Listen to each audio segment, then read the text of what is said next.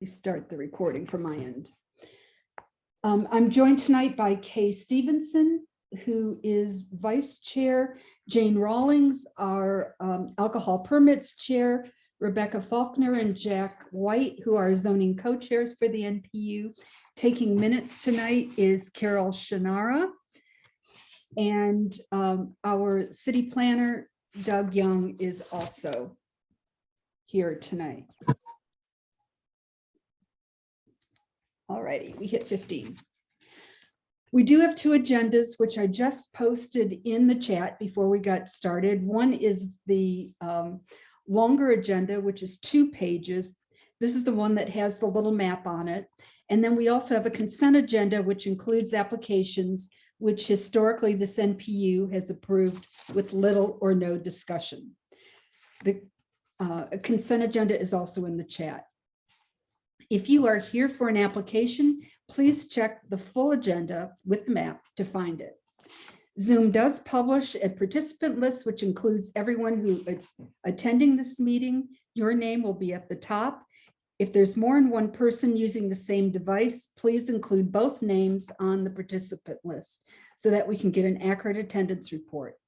To do so, just click on More, hover your cursor over your name. You'll see the word More, and under that, you'll find an option to rename. We do have an unusually short agenda tonight. There are only 2 voting items plus the consent agenda, so we are not going to be updating verified members on the participant list.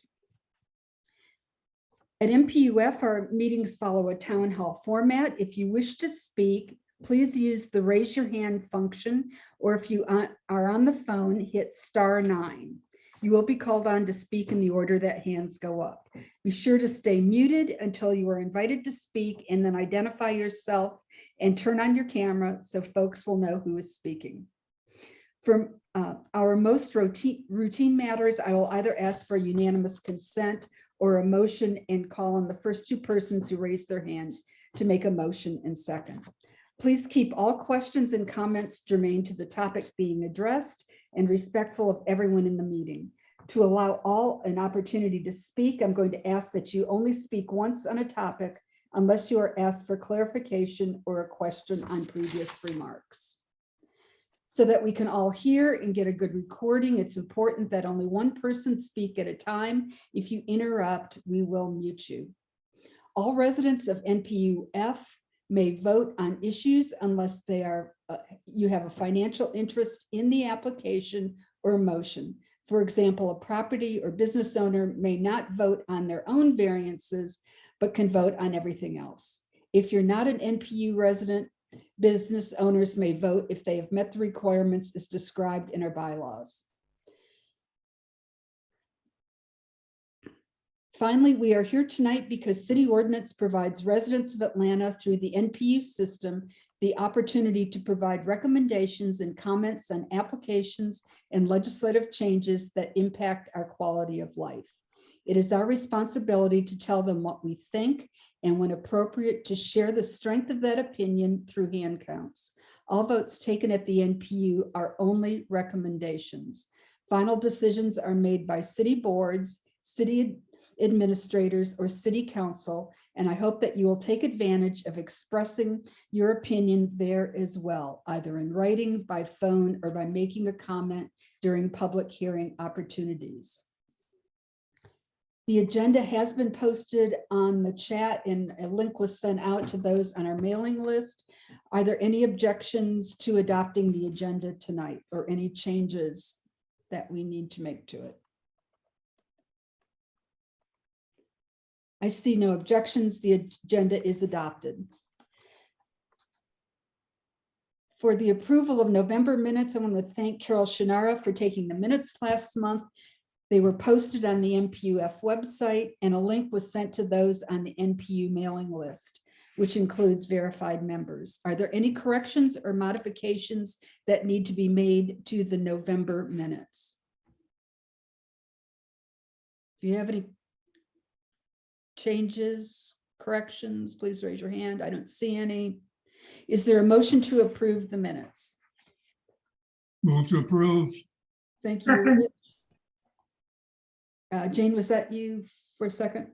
Yes. Okay. A motion was made by Rich Sussman, seconded by Jane Rawlings, to accept the minutes for the month of November. Are there any objections to accepting the minutes? I see no objections. Okay, I don't have any announcements tonight. We'll start with reports from city departmental representatives. Whoops, did I hear a voice? Major Webster or Major Mitchell? Yes. Major Webster, do you want to start? Sure. Hey, I'm Major Webster with Zone 6 of Atlanta Police Department. So we had a pretty good month. Last few weeks, we've actually been trending a little bit downward in the vehicle crimes, which is great news. I attribute that to residents keeping their cars clean, reporting what they see, and also we've been increasing patrols in the area. So it's had a positive effect, and we are not seeing the break-ins as frequently as we were before, but that doesn't mean you should let up. Additionally, we've seen an uptick in mail thefts, not necessarily in your area, but throughout the city and throughout the zone. So just a reminder, you don't have to have packages shipped to your house and left on your front porch. Please don't do that. You can ship them to other stores that will accept them for you and hold them until you can pick them up. Please don't mail checks or gift cards. Those are being, mailboxes are being rifled through at post offices everywhere and stolen. So just be smart about what you're sending through the mail. If you have a locking mailbox, that's great. It provides an extra layer of security if you're able to have one of those. And pretty much that's it for the trends that we're seeing. And I'll open it up for any questions you may have. Does anyone have any questions for the major? Okay, go ahead. A couple of things. Do you have any update on the arrest or on a arrest for the hit and run on Lanier? No, I don't. I did reach out a couple of weeks ago for an update from the investigator, but I know that they had a lead that they were following up on. I don't know what materialized from that lead. Okay. And the other thing was, well, two other things. One, I'm guessing you do not have anything updated on the shooting today at near the Plaza Theater. Well, so we did place somebody under arrest for that shooting. But of course, things are still very fluid. It's a very active scene. The person that was arrested was at the precinct when I left a few minutes ago. So it's still unfolding, but we do feel like the area is safe. Okay, that's great. And just to let you know, we did get the 5 locations for the license plate readers in Virginia Highland approved. Great. They have to bless the polls that they can actually go on that particular poll, but those locations are all approved at this point. So we're moving in the right direction. That's wonderful news. Thank you. Okay. Any other questions for Major Webster? I have a question. Okay, just need to go ahead. What is the law regarding graffiti? Graffiti is illegal if the property owner doesn't want it there. Okay. And is it something that community members could paint over? Well, it depends on the structure that you're talking about. The owner has ultimate say in what it is. If it's city property, then it's our responsibility to clean it up. So it really depends on what building it is and whether the property owner will allow you there and to paint over it. And if it's public property, I would just dial 311. Yes. Okay, thank you. You're welcome. Anyone else?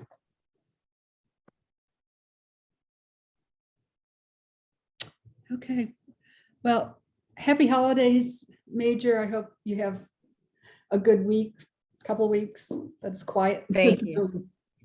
Thank Happy you. holidays, everyone. Thank you. Is there anyone here from Zone 2?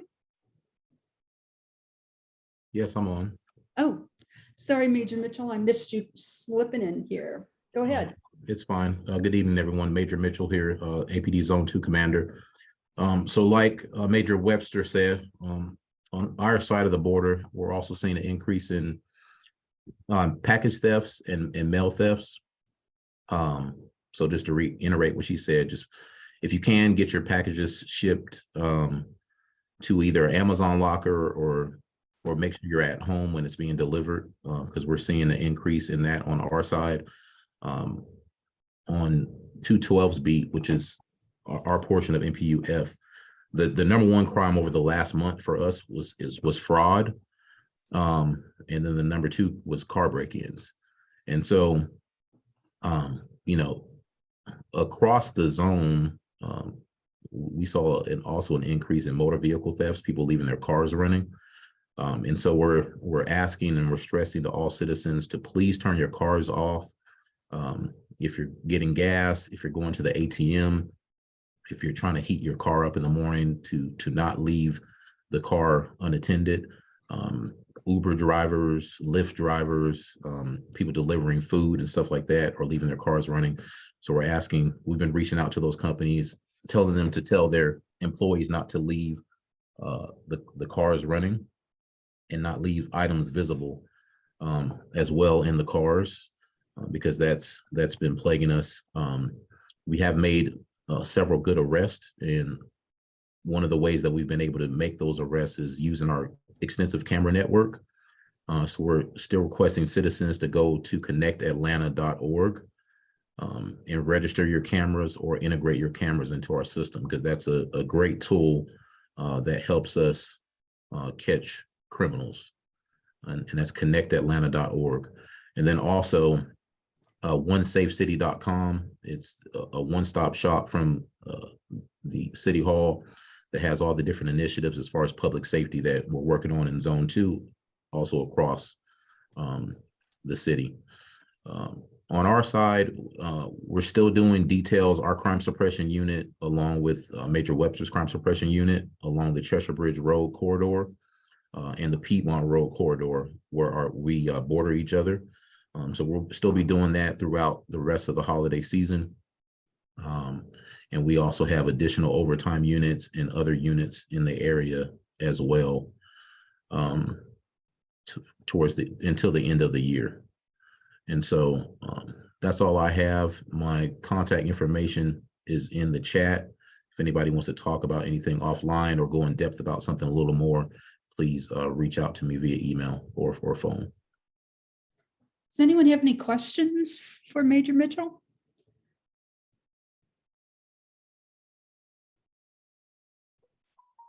Okay, I don't see any hands raised, Major. I hope you also have good holidays. Thank you. I appreciate it. Stay Happy safe. holidays. Thank you. Is there anyone here from Atlanta Fire? Yes, ma'am. Oh, great. I'm sorry. Didn't see you. Well, that's okay. Go ahead. Okay, Captain Ronald Slatton, Battalion 3, officer in charge right now. We're having some personnel changes, so right now filling in over here. Wanted to welcome everybody. Hope everyone's having a good evening. Healthy and happy holiday season. Been a busy time for us right now with fires. People putting space heaters too close to combustibles. A lot of the homeless trying to start fires to keep themselves warm. Things like that. Just wanted to encourage everyone to check on their elderly neighbors. Some of them may, unfortunately have to choose between heat, food, medicine, and things like that. So just watch out for all of your elderly neighbors.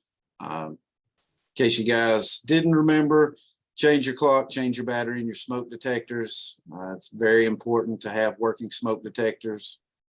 We also do have some warming stations throughout the city. If you go to the city's website, it'll tell you exactly where they're at for some of your elderly neighbors and some of the homeless that may not have the luxury of being in a warm area, especially this weekend as temperatures really start to dive down pretty cold. Unfortunately, I I don't get to get hammered like the police, so I guess that's a good thing. Does anyone have any questions?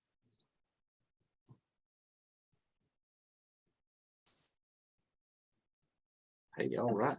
I don't think so.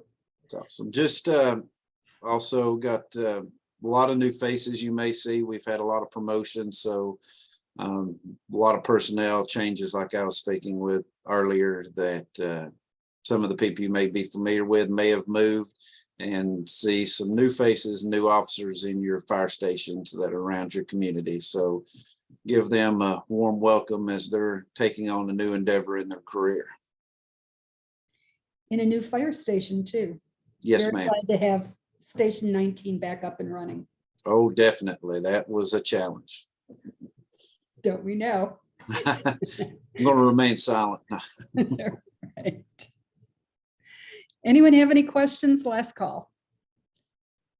If not, happy holidays to you. Stay safe. Thank you. You guys as well. Y'all have a good night. Thank you.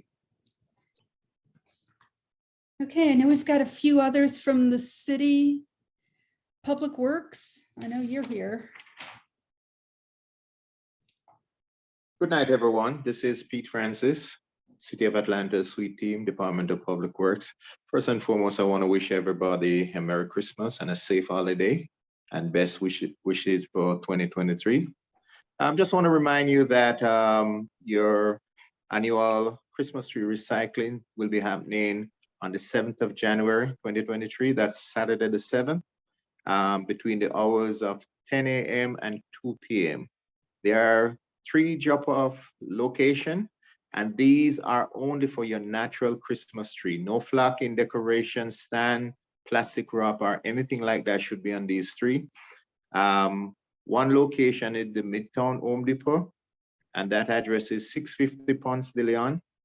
The Home Depot in Buckhead, 2525 Piedmont Road, and over there in Cascade at the Home Depot, 1033 Research Center Drive. So after your festivity and your pretty Christmas tree, take off all of those decorations and bring your Christmas tree out for the recycling. That's it for me. If there's any question, I'll be happy to take it. Officer Francis, will the city not pick up trees from the front of people's homes? Are you referring to your Christmas tree? Yes. Yes, they will pick up your Christmas tree. Okay. But additionally to picking up, you have the recycling Christmas tree. Your recycling day, which is Saturday the 7th of January, where you can bring your Christmas tree for recycling. Okay. Does anyone Also, bear in mind that your Christmas tree that you will set at the curbside, if it cannot be taken during your normal collection, then you have to schedule bulk, because you have some of these trees are very huge, and if you have one of those used trees, then you have to schedule it for bulk. Okay. Okay, any other questions for Officer Francis? I don't see any hands raised. Well, happy holidays to you. Thank you, and same to everyone. Thank you for being here. You're welcome. Atlanta 311, Ms. Wilson. Hello, everybody. My name is Johnny Wilson, and I am from ATL 311. Just wanted to let everybody know that we're still here for you Monday through Friday from 7A to 7P. You can report anything along the lines of main breaks and sign maintenance and general information, as well as court issues. Now, if you do see a quality of life concern, definitely please give us a call concerning anything from mental health issues, drug or alcohol abuse, or even homelessness. You would press 1 and you will speak to an agent just like me.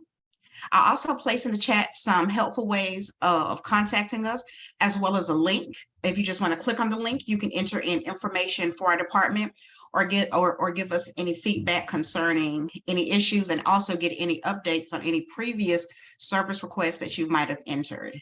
With that being said, is there any questions or any concerns for me tonight?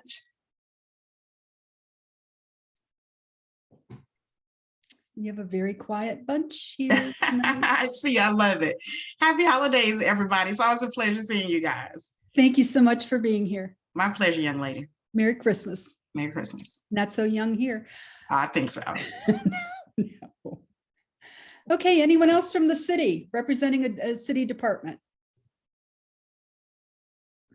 Alrighty, are there any elected officials or anyone representing an elected official at tonight's meeting? I think I saw Kennedy come in from,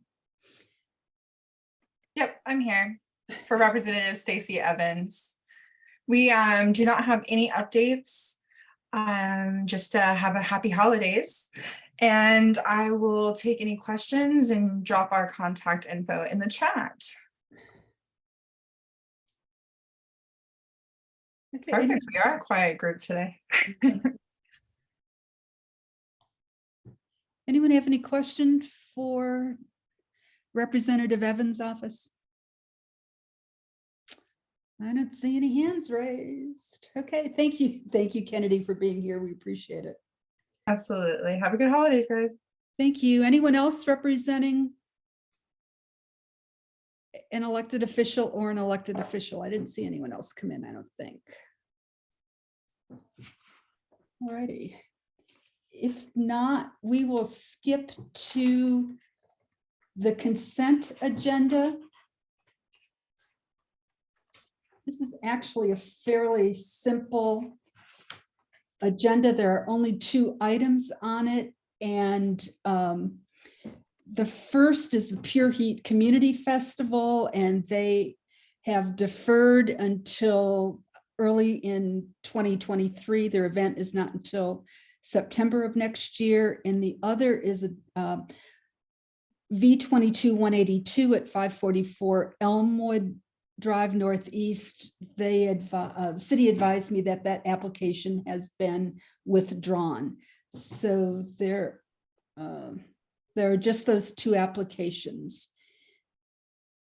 Madam Chair, move to accept the consent agenda as presented. Thank you, Jack. Is there a second? Second, Jane Rawlings. Thank you, Jane.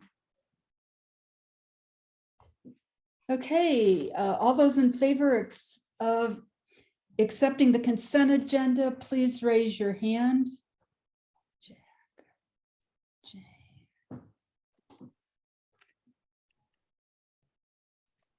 Jane.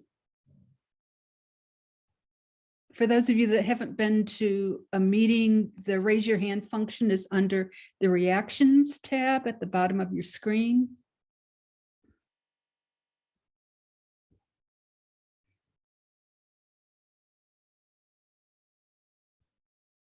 Okay, I see 12 in favor. Let me lower your hands. Madam Chair, I move that we accept it unanimously by acclamation. Okay, well, that would have, I think let me just ask if there's any in opposition. I don't think so.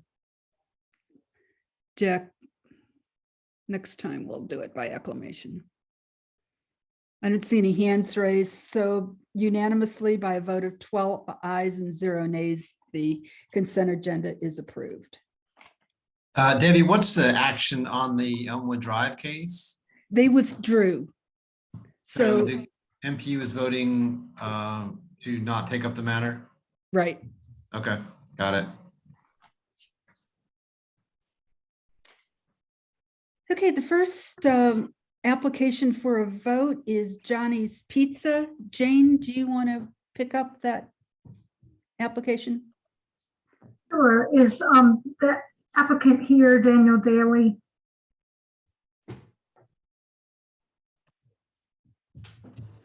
Mr. Daly?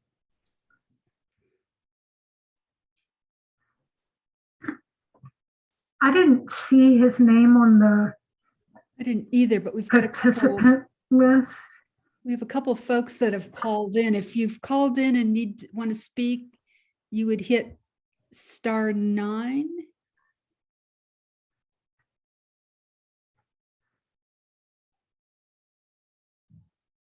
Okay, let's hold off on dealing with that for a little later. He said he was going to be here. Then, and go to the, we'll just do that one later. We have one variance, V22-181 at 571 Park Drive Northeast. This is a BZA application. Applicant seeks a variance to reduce the eastern side yard setback from 7 feet to 4 feet, reduce the rear yard setback from 15 feet to 10 feet, and exceed the maximum lot coverage from 50% to 59.4% for construction of active recreation, a swimming pool, addition and driveway improvements for existing single-family dwelling. The applicant is Adam Stillman, and Adam is here. Yes, I am. Do you want Good to evening. go ahead and Uh, describe your project, and if you want to share your screen, go ahead and do so. Okay, sure. I'm Adam Stillman. I'm the architect on the project here. I've been working with the homeowners, Michael and Bradley Colosso, on renovation plans for their backyard. There are 3 goals for the project. The first is to create a driveway turnaround behind the house. There's currently a narrow driveway down the right side of the house that requires backing uphill and into the street when leaving. And because the front yard sits up from the street atop existing retaining walls, it's difficult to see pedestrians and bicyclists on the sidewalk and street. Park Drive is, of course, a major entrance point to Piedmont Park for Virginia Highlands, so there's a lot of pedestrian and bicycle traffic here. The second works in conjunction with the first, and that's to rebuild the deck in the backyard to accommodate this driveway turnaround, and they want to enlarge it a bit so that it can park underneath it, so it'll basically double as a carport. And finally, the Colossos would like to build a swimming pool in the yard area that you can see here. I'm going to bring up the proposed site plan. Park Drive is to the north side here across the top of the page. I'm going to zoom into the backyard since that's where all the improvements are actually taking place. The existing driveway from the front corner of the house back will be removed and replaced with a new grass strip driveway running down the side of the house. And here's the permeable paver driveway in the backyard. Excess concrete paving from the right side of the house, which is the east side, will also be removed and returned to landscaping. The deck that's currently at the corner of the house here, which is the southwest corner, is going to be rebuilt and moved to the southeast corner. And that's to allow this turnaround area. And you can see that it has room to park 2 cars underneath it. The pool is going to be located in the backyard. It's going to have a small patio, and that will also be a permeable paver system. The variance has 2 parts. Upon further review, the city determined that the side setback reduction was not required, so that was removed, and they sent me a revised referral certificate. The 2 parts remaining of the variance are to reduce the rear setback from 15 feet to 10 feet, and that just allows the swimming pool to be placed a little bit further away from the house. The second is to increase the lot coverage to 59.4%. The lot is currently already 52%, so any improvements that affect lot coverage require this variance. The proposed lot coverage includes the water surface of the swimming pool and the permeable pavers. The city had previously allowed permeable pavers to be excluded from lot coverage, but over the last year or so, they've now required that permeable pavers be included in lot coverage as 50% impermeable surfaces. Because the lot coverage request is significant, I've taken major steps to mitigate any potential negative impacts. And in fact, the design will significantly reduce the amount of water runoff from the site by more than doubling the stormwater capacity that the city normally requires by the stormwater treatment code for single-family residential. If you're unfamiliar with permeable pavers, it's a stormwater treatment system that allows water to be absorbed and stored, treated on site. The water drains through the permeable pavers into an underground storage vault that's made of stone, and it soaks back into the soils and returns to the groundwater rather than becoming runoff. I'm going to share a quick video here that shows how these work. So I think that's probably better than trying to go into a lot of technical details.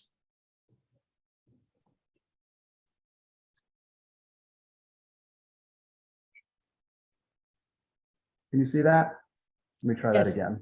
All right. Try it again.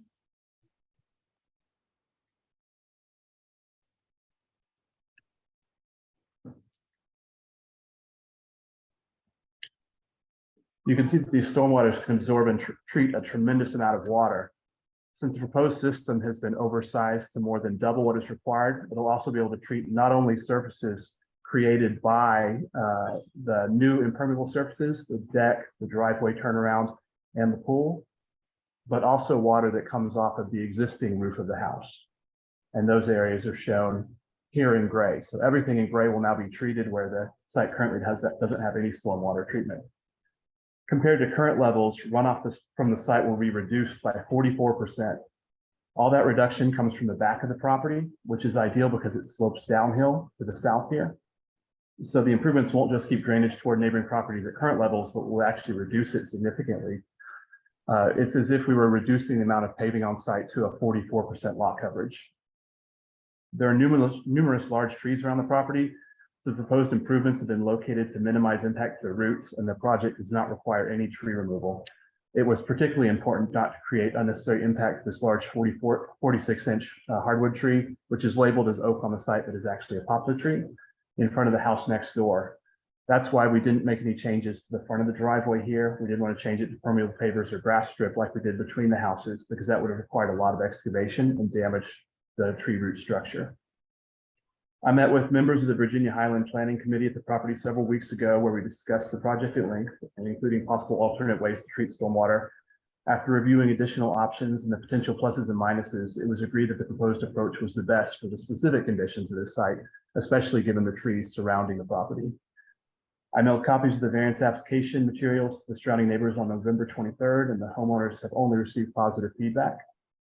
Votes at both the Virginia Highland Planning Committee and monthly general meetings recommended approval, and I hope you'll vote to support the neighborhood's position tonight. And with that, I'm happy to answer any questions anyone might have. Okay, does anyone have any questions? I see a hand up from Holly Stasnet. Yes, go ahead, Holly. Debbie, I just wanted to thank you and congratulate you for presenting us with such thorough plans. I really appreciate the detail that you went into with the trees and your other information. So that's all I have. I just want to thank you. Thank you. I think that may be the first time a hand's gone up, and it's been a positive comment, so that's really appreciated. Any other questions? Jack, do you want to give Virginia Highlands report, please? I think Adam gave it, and I will note that we spent a lot of time on this and had some other extremely helpful suggestions for Adam that he declined, but for good reasons.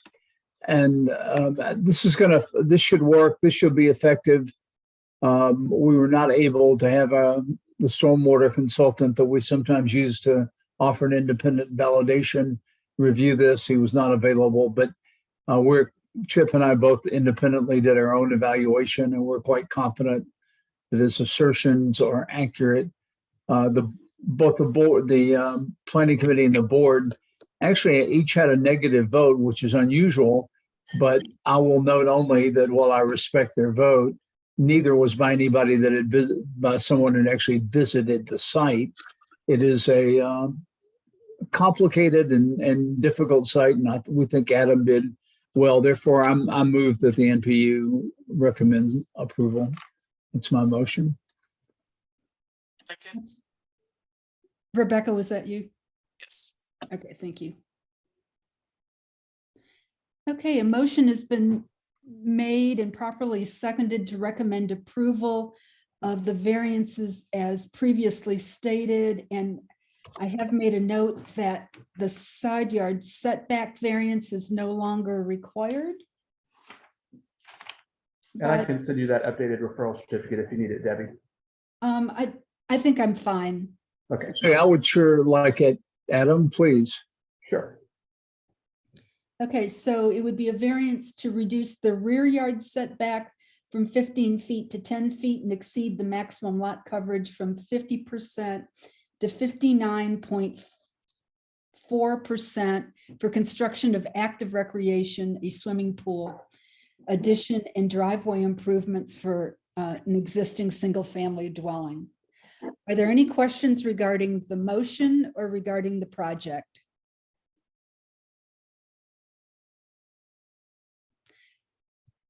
Okay, are y'all ready to vote? All those in favor of the motion, please raise your hand. Very good. There's one person that's clapping. I think you've got the wrong, they look alike. Is that a clap or is that, there we go, got it. I see 14 eyes. Let me drop those. All those opposed, please raise your hand.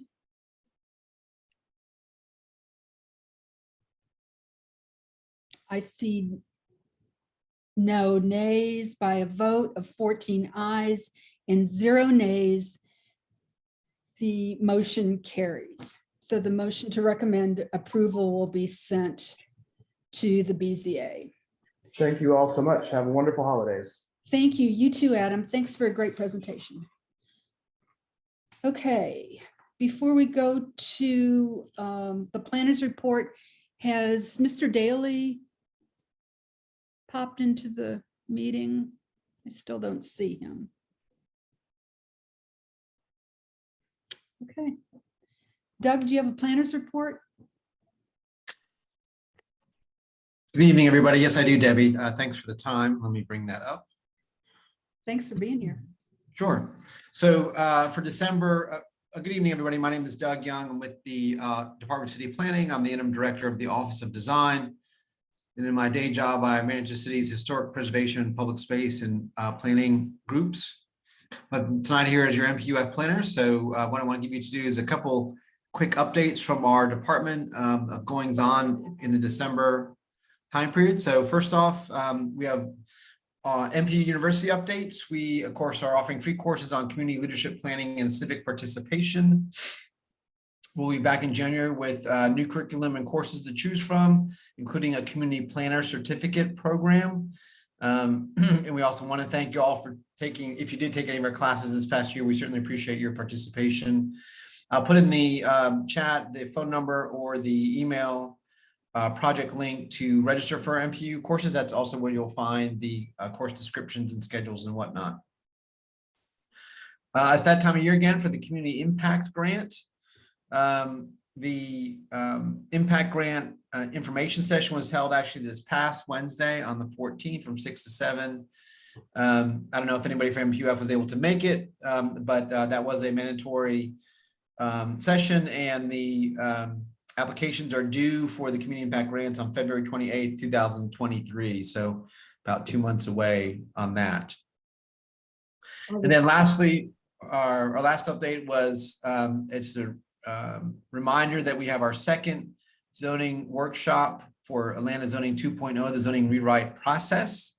This is a comprehensive process to rewrite the City of Atlanta zoning ordinance. That next workshop is titled Citywide Alternatives Continued. So it's a continuation of the first workshop. That workshop will be on January 17th, 2023 at 6:30 p.m. That is a Tuesday, and that'll be at the Rice Center on 504 Fair Street Southwest, just between AUC and Casper Hill area. You can visit the zoning rewrite project page at atlzoning.com for more details and get more information about the workshop and the whole process in general. And those are the updates from the planning department. Will you put all of that in the chat for those? I definitely will. Thank you. And I'll put my name and phone and email in the chat as well. Great. Any questions for Doug? If not, let's move on to neighborhood and committee reports. Lindridge Martin Manor. Yes, Lindridge Martin Manor had an event, neighborhood event at our Armand Park on December 9th. Fortunately, it didn't snow, it didn't rain, and everybody had a good time. Cool. Piedmont Heights.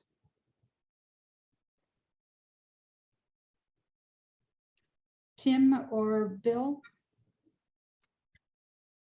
Hey, sorry, it's Bill Compton, president of Piedmont Heights. I have no report this month.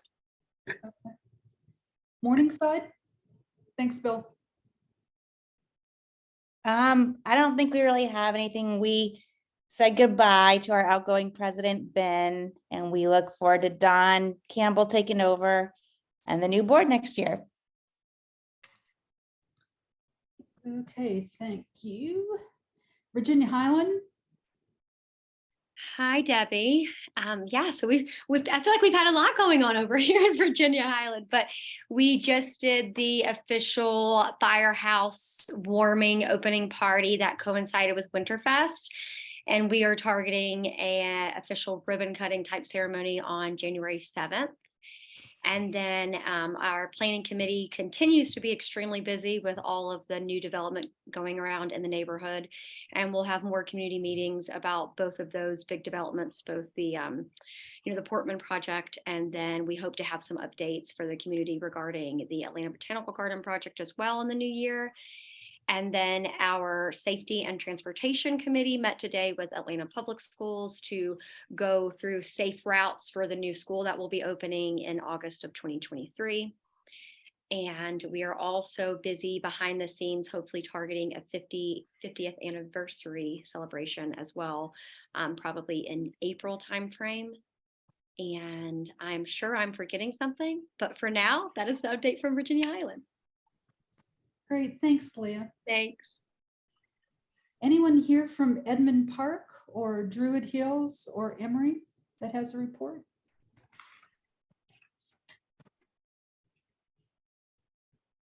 Okay, is there a Parks report? Yes. Parks? Yes. Okay, yes. I want to congratulate Stephanie Coffin for a letter she wrote to the Ponce de Leon Fulton County Library on a response to their cutting the crepe myrtles that adorn the site. There's a term in the trade called crepe murder. It's when people take a chainsaw to a crepe myrtle and basically give it a haircut.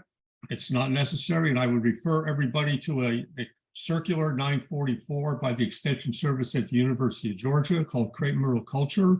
And if you're thinking about pruning your crepe myrtles in the early spring or late winter, I would refer you to this circular. I'll put it in the chat.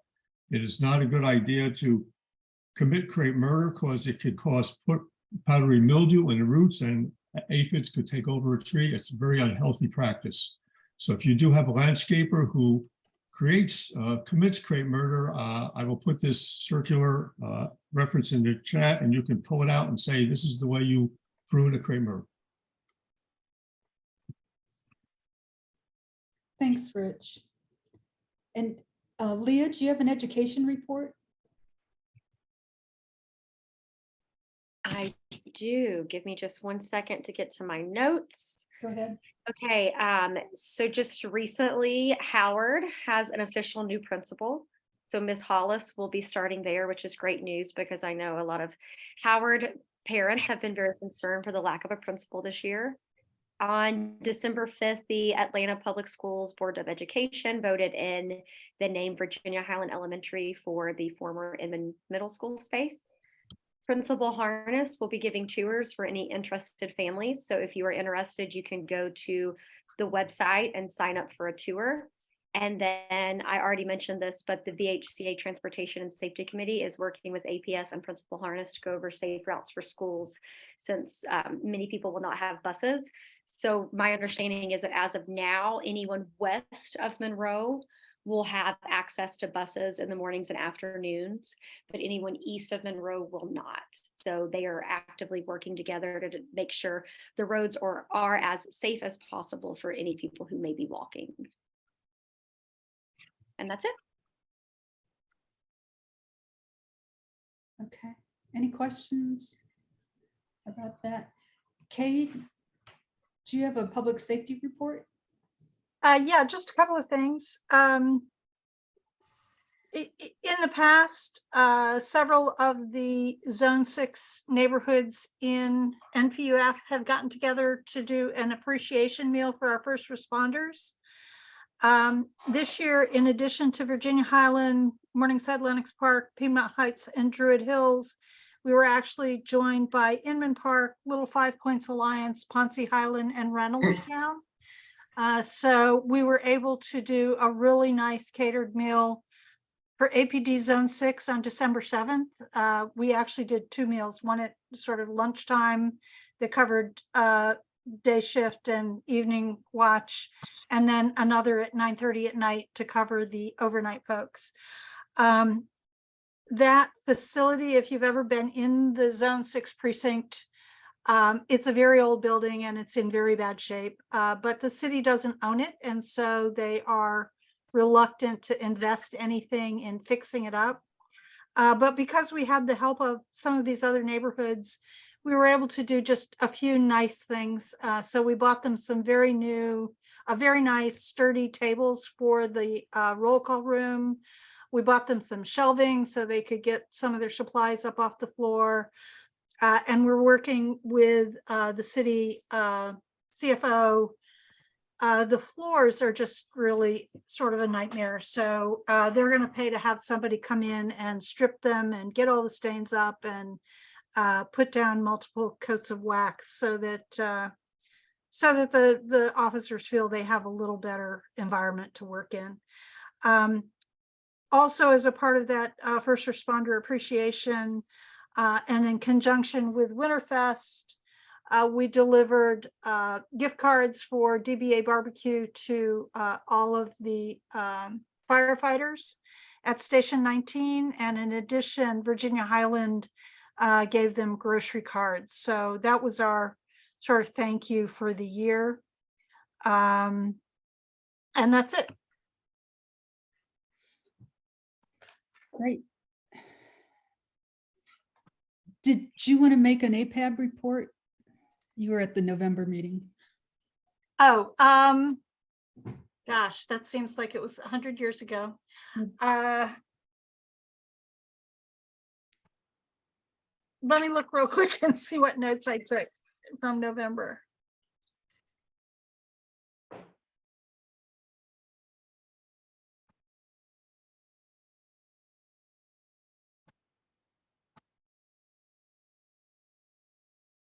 So we did have elections in November for officers. And there was actually very little change to who was elected to the various seats. Ann Phillips will continue as president. There was a little drama around that, but it's been resolved, and Ann will remain the president. Eunice Glover is first vice president. Actually, I think all of them remained the same. We also voted on a couple of resolutions, which I think I talked to you about at our last NPU meeting, and the body did approve both the resolution 2, ATAG 3 about the timing of when NPUs are notified and how NPUs are notified of cases that are going to come before the LRB. That's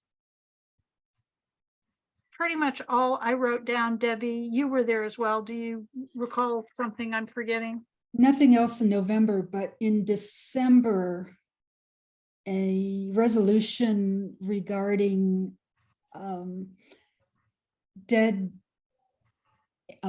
trees, right, in construction was introduced, and I'm going to send that to Rich and Holly and to Stephanie to take a look at to see if that's something that we should support or suggest some changes to. The other thing that was mentioned at the December meeting is that APAB is planning to have a Neighborhood Matters Award programs. That's something that they have done for many years, but suspended the program during COVID. They are planning to do one in March, and each NPU is asked to identify either a person or an organization within their NPU that is providing outstanding service to the community. So please be thinking of possible nominees for our NPU, and we should probably be selecting someone no later than February. I'm just waiting for a formal announcement to come out on that. Debbie, what's the award? I mean, is there a cash award or is it a pretty plaque or? It's actually a very nice plaque. Okay. In our NPU, it's been awarded to John Wolfinger, to June Newmark, I think Rich Sussman, Jane Rawlings has received it. I'm sure I'm missing a few folks but it is a very nice plaque, and they usually have a very nice luncheon to go along with it, or a brunch, either before or after an APAB meeting. I think they're actually planning on doing it on a separate day this year. I'm not quite sure. So it's actually kind of cool. In terms of a chair report, as Doug mentioned earlier, the 2023 community impact grants were announced last week. I did attend the mandatory project manager training last week, so we are eligible to participate. The maximum grant is $5,000 this year, plus a $1,500 training bonus. And in order to get that $1,500, an officer of the NPU needs to attend 3 NPU classes, which includes the chair orientation, which I have already done, the elected officials training, which is something that I think Carol and Aruna have attended in the past, and a parliamentary procedures training program. So if anyone's interested in parliamentary procedures, especially if you're a new neighborhood leader, that actually is a pretty good course. It's taught by the city's parliamentarian. And I've learned a lot from that. The deadline for submission, as Doug said, is February 28th, which means we will have to vote at our February meeting on the projects that the NPU is supporting. And the closeout for 2022 is December 31st. If we don't submit on time, then we will not be eligible for a grant. I know I've already received one. Rich, if you could send me Lindridge Martin Manors, and then Marla, I think we still have a couple things to work out with the city on that, on your third project, but I think we're in pretty good shape. Also this month, I've received 2 special administrative permits since the November meeting. SAP 22195 at 2184 Lenox Road in Lindridge Martin Manor. This is for plans to demolish 2 detached storage sheds and construct 4 2-story residential units, each with an attached 2-car garage. Lindridge Martin Manor reported that they had no comments, and I passed that along to the city. We've also received an SAP, the Beltline 22070 at Coolidge, Monroe, Cayuga, which is the Atlanta Botanical Gardens application to build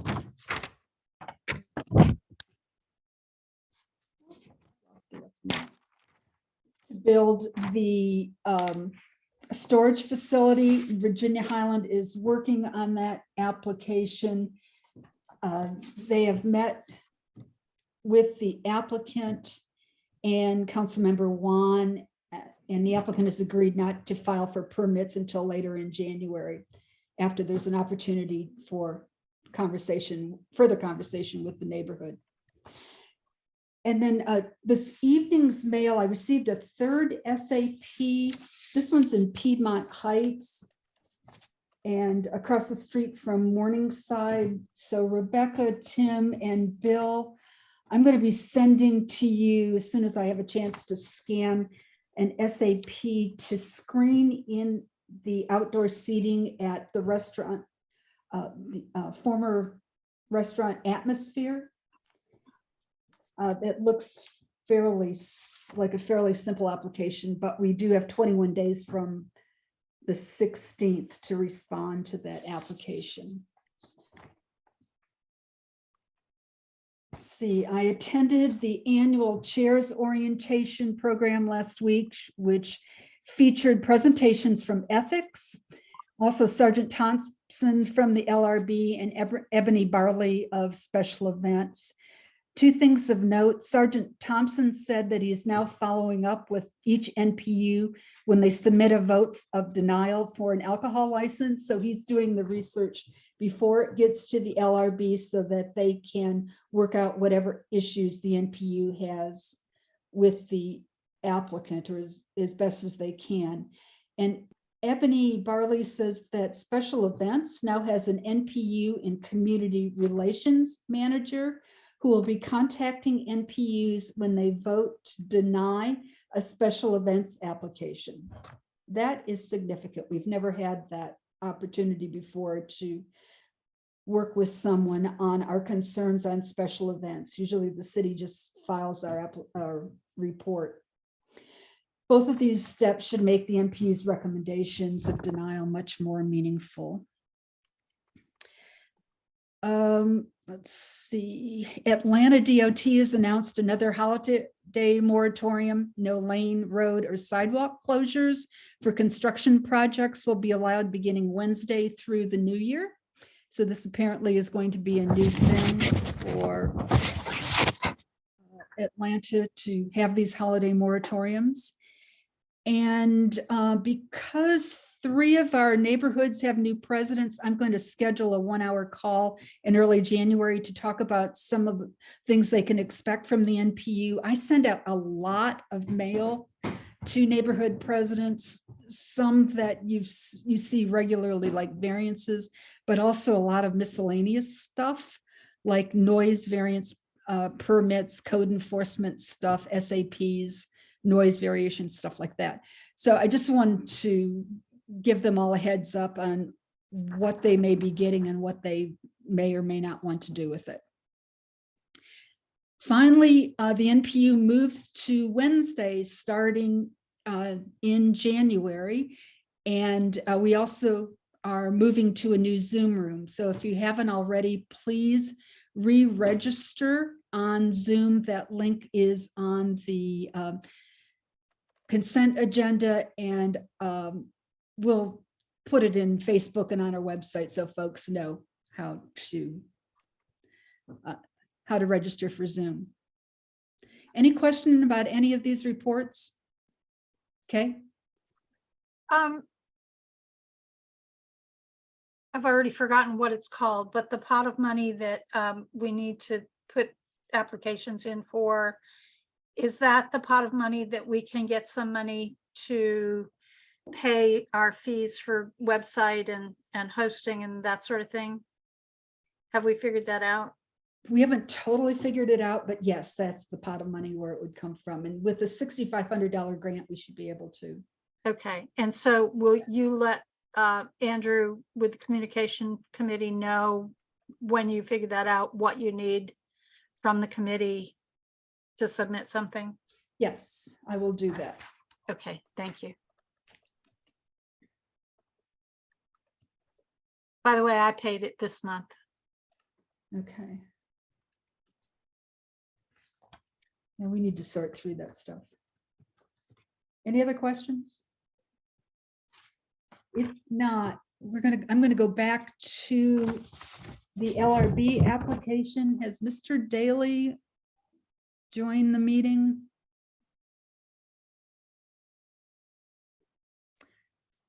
I don't see him on the participant list. Can I have a motion to defer the application to next month? Debbie, Yes. what I would suggest is marking the report that the applicant did not appear. And then I'll follow up with Lieutenant Cotter to make sure they don't end up on an LRB agenda, because they are required to appear before the NPU, and then they'll have to petition to get back on an agenda. My fear is if we defer, that basically a deferral wouldn't be recognized by the LRB. You either have to indicate they did not appear or support or denial. Ooh.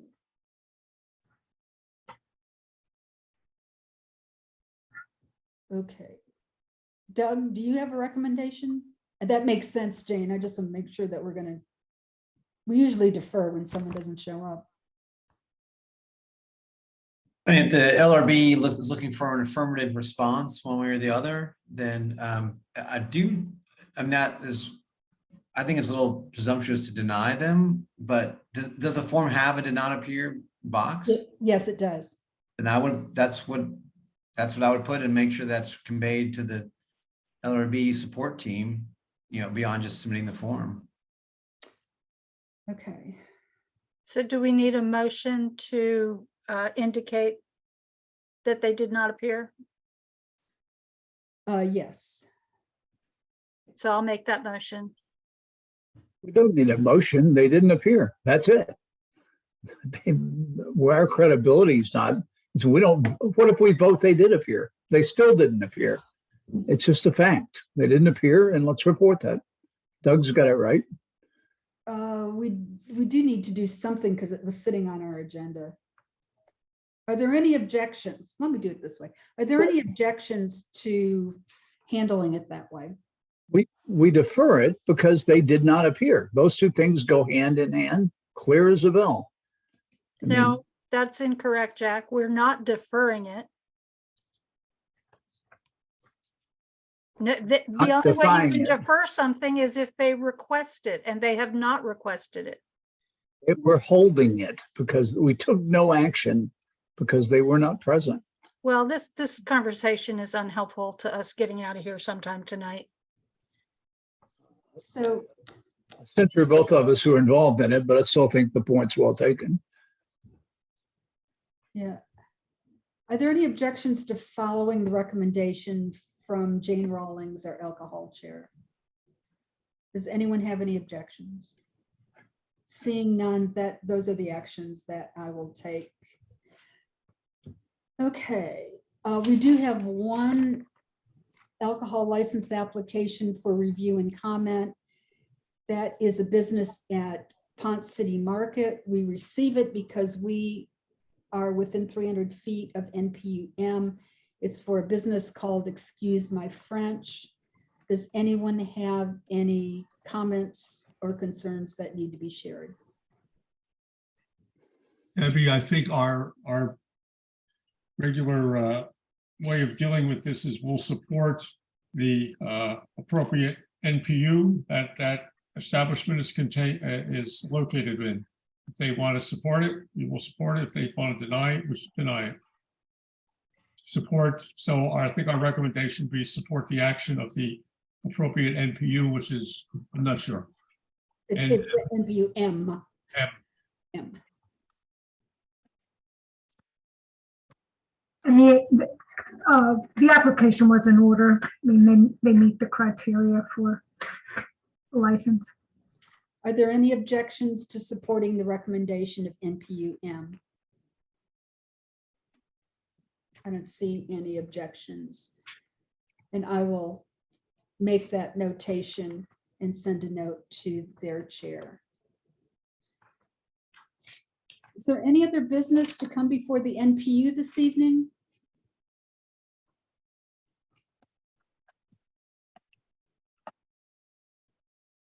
Anything? Is there a motion to adjourn? So moved. At the record time of 8:08 p.m. Happy New Year. Happy New Year to everyone. Happy New Year, everyone. Thank you all for being here. Stay safe. Happy holidays. Enjoy the holidays. Good seeing you all. Happy holidays, everyone.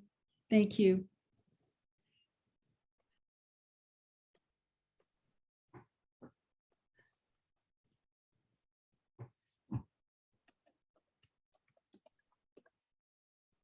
Don't forget that you can copy the chat, make a copy of it by clicking on the 3 dots at the bottom of the chat.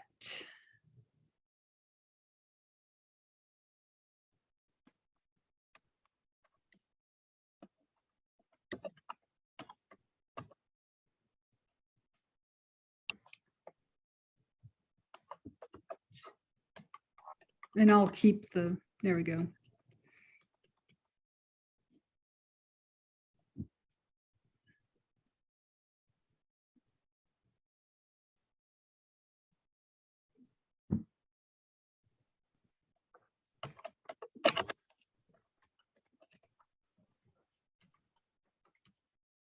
Oh, I missed that.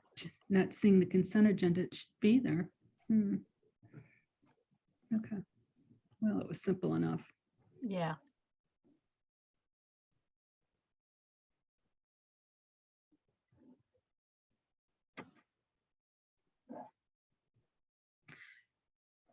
Okay, I had let me stop the